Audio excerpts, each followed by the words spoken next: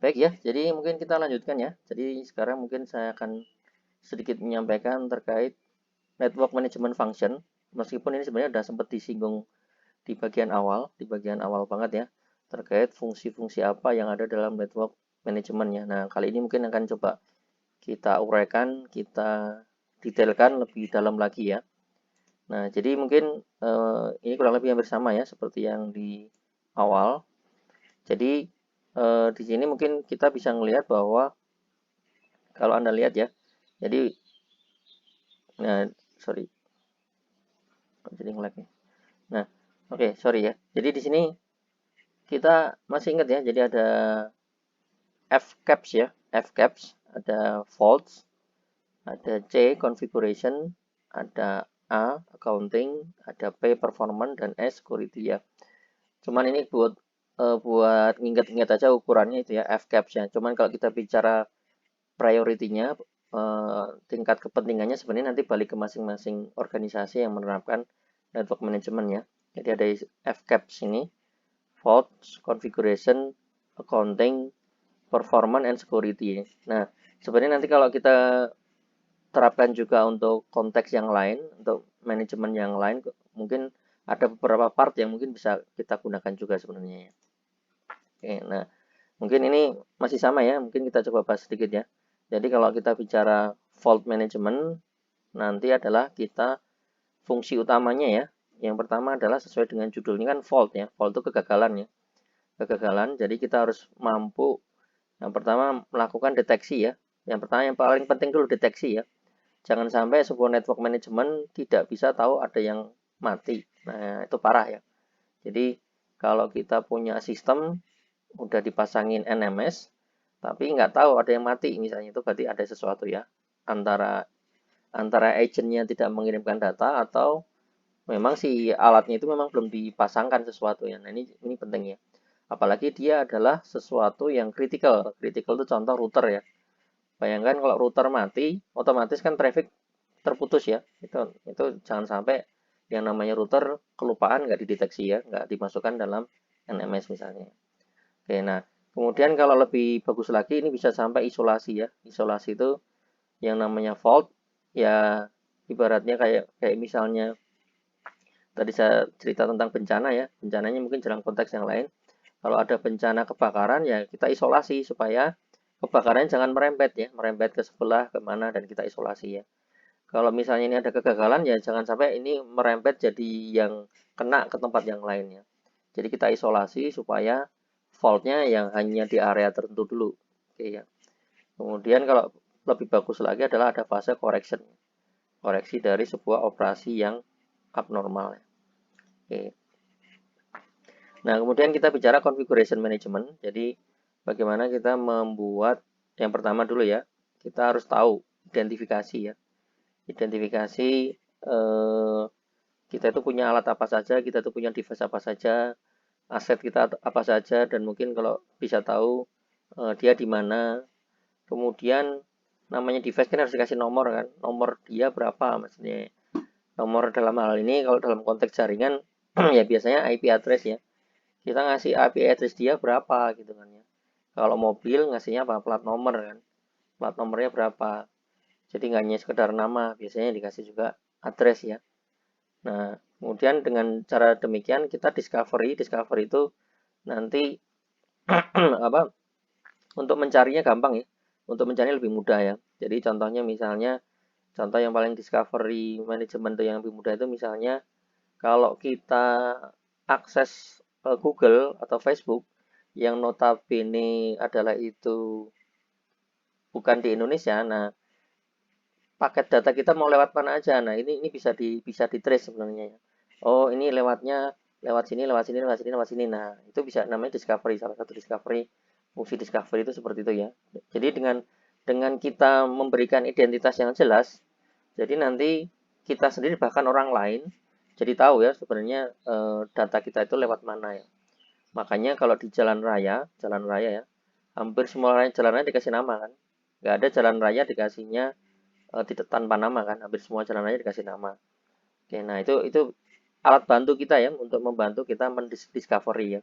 Termasuk misalnya mendirect kita. Oh, kalau mau mau ke Cimahi, oh lewatnya jalan di Pati Ukur, habis itu belok ke Jalan Riau, habis itu lewat lagi jalan Bengawan. Nah, ini cuma contoh ya. Jadi dari situ kita tahu ya bahwa dengan kita memberikan identitas, kita juga udah tahu bahwa oh ternyata lewatnya situ ya.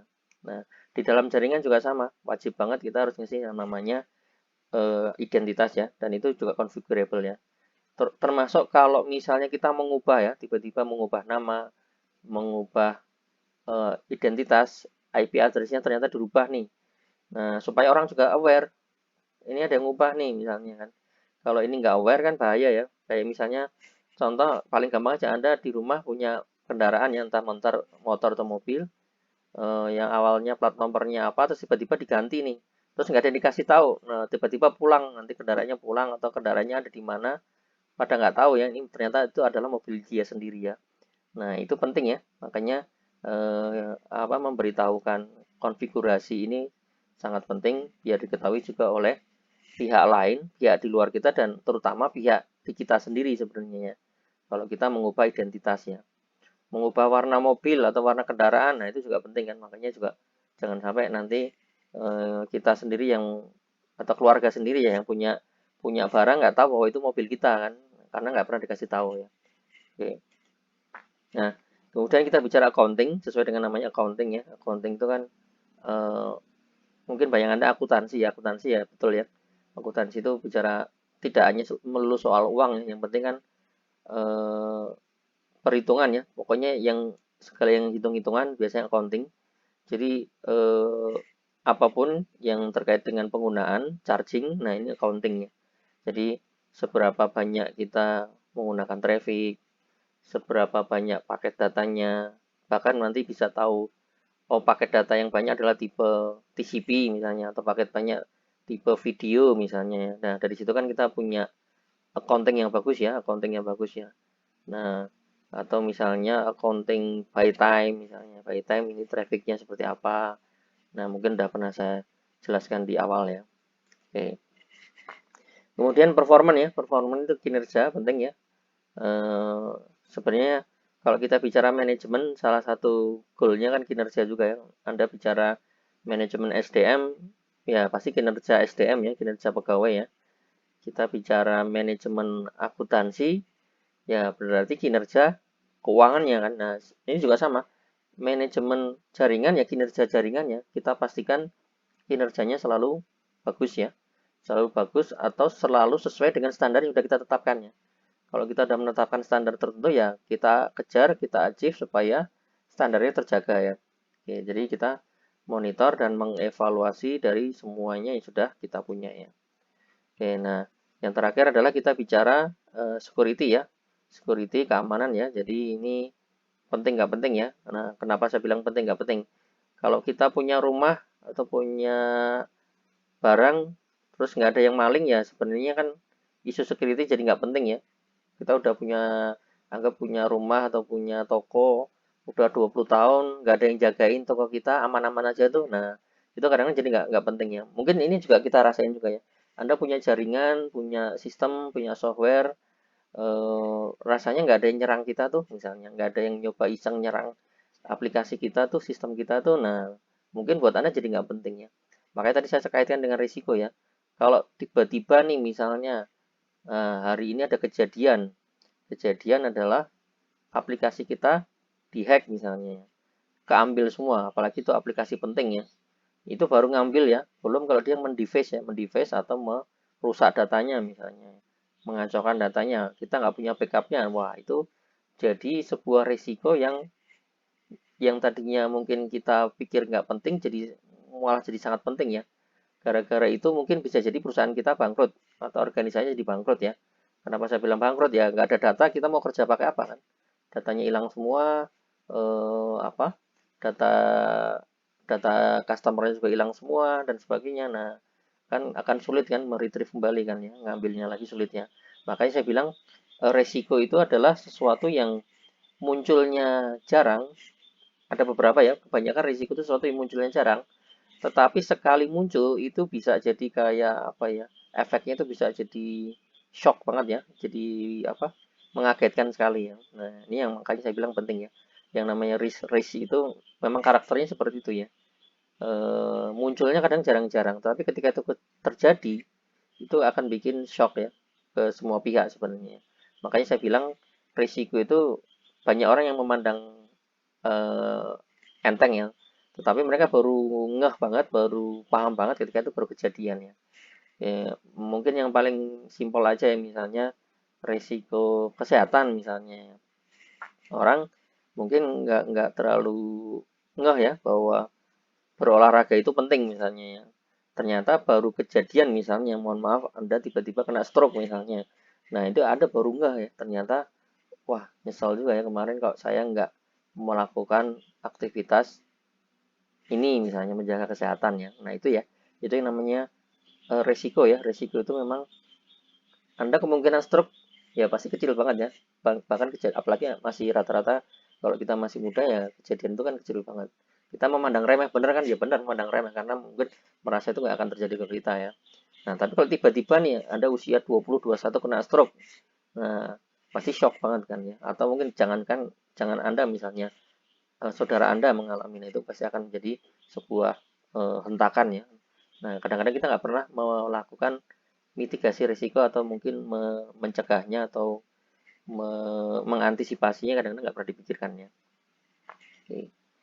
Kita singkat FCAPS ya, biar ingat terus ya. Nah, nanti di slide-slide selanjutnya ini akan banyak kita bahas ya dari berbagai sudut pandang. Ada banyak yang sudah menyampaikan ya. Jadi misalnya terkait ini ya, contoh configuration management tadi ada istilahnya rekonfigurasi yang tadi ya kalau misalnya oh ternyata jaringan kita dirubah misalnya. Jaringannya oh nambah router, nambah link. Nah, ini kan rekonfigurasi kan. Dan dari rekonfigurasi ini harus kita dokumentasikan. Biar apa? Yang tadi saya bilang, biar semuanya tahu. Oke. Contoh misalnya paling gampang, misalnya yang sering terjadi ya di jalan raya ya. Terjadi perubahan arah arus lalu lintas, rekonfigurasi. Yang tadinya 2 jalur jadinya 1 jalur, terus diputar-putar. Yang adanya ke sini, ininya di sini. Nah, kalau itu nggak kita dokumentasikan, bahkan nggak kita sosialisasikan, nanti banyak orang yang nggak tahu ya. Dan itu nanti akan jadi bottleneck juga. Makanya ini configuration itu penting sebenarnya. Fault management, tadi ada, kalau di sini jelas agak lebih tajam ya. Ada namanya reaktif dan proaktif ya. Mungkin Anda memahami agak sulit. Nanti simpelnya gini ya. Kalau kita bicara reaktif, reaktif itu adalah kalau kejadiannya sudah terjadi, itu namanya reaktif ya. Kalau proaktif, ini adalah mencegah supaya fault-nya jangan terjadi. Nah, itu yang meaningnya ya. Jadi fault management reaktif. Jadi fault, misalnya ini ada fault ya, ada kejadian fault. Nah, Anda lebih senang kejadian baru memperbaiki atau mencegah supaya tidak terjadi. Nah, ini penting ya, penting banget ya. Jadi kalau mungkin kita ilustrasikan kayak kejadian tadi misalnya ya resiko tadi kebocoran data. Nah, Anda lebih senang kebobolan dulu baru bereaksi atau mencegah supaya itu tidak terjadi kebobolan. Nah, ini yang namanya tantangan ya. Memang nggak gampang ya. Masing-masing pasti punya istilah saya apa? Cost-nya ya, biayanya ya. Tentunya kalau proaktif kan kita butuh butuh cost yang tinggi ya. Cost itu artinya tidak hanya uang ya, tapi spend time, spend orang. Jadi harus ada orang, harus ada punya konsep yang jelas mencegah kejadiannya. Nah, reaktif juga sebenarnya sama, cuman reaktif itu kan jadi kayak ini ya, kayak bom yang meledak gitu ya, boom gitu ya. Jadi nanti yang kita lakukan adalah ya sudah kayak istilahnya kalau udah bencana, udah ada yang apa istilahnya mohon maaf kehilangan nyawa ya paling ya mohon maaf yang bisa kita lakukan kadang-kadang hanya minta maaf ya. Meskipun minta maaf itu kan gampang-gampang susah ya. Kayak kita kalau misalnya ada kejadian ke customer, misalnya tiba-tiba internet kita mati ya yang bisa kita lakukan kadang minta maaf ya, minta maaf ya. Tapi kan minta maaf kan hanya apa istilahnya? Hanya reaktif ya, sikap reaktif kita. Kalau kenapa mungkin kadang kita ada penyesalan ya. Kenapa sebelum itu kejadian kita cegah dulu misalnya. Nah, itu juga ini hal yang penting ya supaya supaya kejadian itu nggak terjadi ya kita proaktif duluan seharusnya. Apa yang kita lakukan supaya fault-fault yang seperti itu, kegagalan, resiko atau apapun tidak kejadian. Oke. Kemudian bicara performance ya ini jelas ya. Ada yang namanya kapasitas, ada yang namanya traffic, ada yang namanya throughput, ada yang namanya response time. Mungkin beberapa sudah dibahas sebelumnya ya. Oke. Nah, ini ada beberapa sudut pandang yang lain ya. Jadi ini saya ambilkan dari beberapa sudut pandang ya. Di sini ada fault management, ini ada alarm surveillance, ada fault lokalisasi ya. Jadi tadi saya yang tadi ya melokalisasi atau mengisolasi ya ketika ada fault ya. Kemudian kalau bisa langsung fault correction ya. Fault correctionnya apakah remote? Remote itu artinya dari jarak jauh atau harus turun dulu. Nah, masing-masing masih punya punya kelebihan dan kekurangan kan. Ya bagusnya bisa di remote ya. Artinya kalau ada apa-apa kan bisa langsung dibenerin kan. Kalau kita nunggu nerjunin orang ke lapangan, pasti lama banget ya, makin lama ya benerinnya. Oke, kemudian ada testing, ada trouble ticketing ya.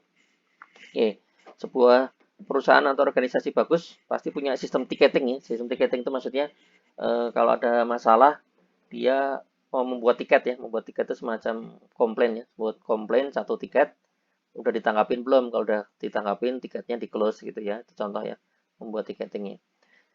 Kemudian configuration management ini lebih lengkap lagi ya.